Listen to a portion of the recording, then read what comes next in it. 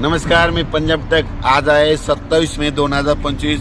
मी जात आहे मुंबई दादरला जात आहे आणि या ठिकाणून आपल्या महाराष्ट्रातल्या शेतकऱ्याला अंदाज देणार आहे। राज्यातल्या सर्व शेतकऱ्याला सांगू इच्छितो की आणखीन 27, 28, 29, 30 तारखेपर्यंत राज्यात भाग बदलत जोराचा पाऊस पडणार आहे, मुसळधार पडणार आहे म्हणून हा अंदाज लक्षात घ्या। पण राज्यातल्या सर्व शेतकऱ्याला सांगू इच्छितो की तुमच्यासाठी आनंदाची बातमी की तुमचे शेतीचे कामं करण्यासाठी 1 जूनपासून ते 6 जूनपर्यंत राज्यात सूर्यदर्शन घडणार आहे म्हणून हा अंदाज लक्षात येतात। राज्यातल्या सर्व शेतकऱ्याला सांगू इच्छितो की तुम्ही काय करा, 6 तारखेपर्यंत 6 जूनपर्यंत शेतीचे कामं आटपून घ्या, कारण की राज्यामध्ये 1 जूनपासून तर 6 जूनपर्यंत हवामान कोरडा राहणार आहे आणि त्यामध्ये सूर्यदर्शन घडणार आहे। तुम्ही शेतीचे कामे करा, कारण की राज्यामध्ये 7 जून नंतर परत थोडा पाऊस वाढण्यास सुरुवात होणार आहे म्हणून हा अंदाज लक्षात घ्यायचा। राज्यातल्या सर्व शेतकऱ्याला सांगू इच्छितो की 30 मेपर्यंत राज्यात दररोज भाग बदलत मुसळधार, कुठं अतिमुसळधार, कुठं रिमझिम पाऊस पडणार आहे म्हणून हा अंदाज लक्षात घ्यायचा।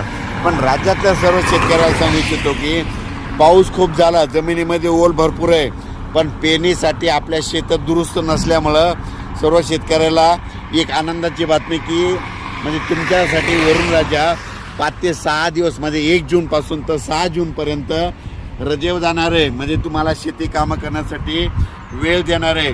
तुम्ही त्या 6 जूनपर्यंत शेतीचे कामे करून घ्या, कारण की राज्यात 7 जून नंतर दररोज पाऊस वाढण्यास सुरुवात होणार आहे। म्हणजे 7 जून नंतर 7ला थोडा वाढणार आहे, 8ला परत वाढत जाणार आहे, 9ला परत वाढत जाणार आहे, म्हणजे असा पाऊस वाढत जाणार आहे म्हणून हा अंदाज लक्षात येतात। राज्यातल्या सर्व शेतकऱ्याला परत सांगतो की हा पाऊस 30 मेपर्यंत दररोज पूर्व विदर्भ, पश्चिम विदर्भ, दक्षिण महाराष्ट्र, उत्तर महाराष्ट्र, कोकण पट्टी, खानदेश, मराठवाडा या भागात पडणारच आहे। पण जास्त पाऊस मुंबईला मात्र आणखीन 2 दिवस म्हणजे 27 आणि 28 2 दिवस मुंबईला इगतपुरीकडे खूप पाऊस पडणार आहे, पुण्याकडे खूप पडणार आहे म्हणून हा अंदाज लक्षात घ्यायचा।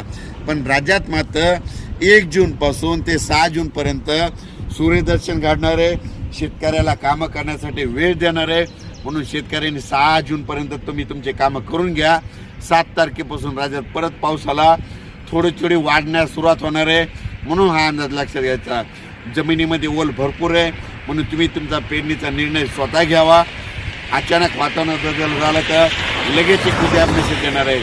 मी जात आहे म्हणजे मुंबईला जात आहे, दादरला एका ठिकाणी मुलाखत असल्यामुळे तिथं दादर जात आहे। त्या ठिकाणी जाता आपल्या महाराष्ट्रातल्या शेतकऱ्याला ह्या इगतपुरी जवळून ही अंदाज दिलेला आहे। धन्यवाद।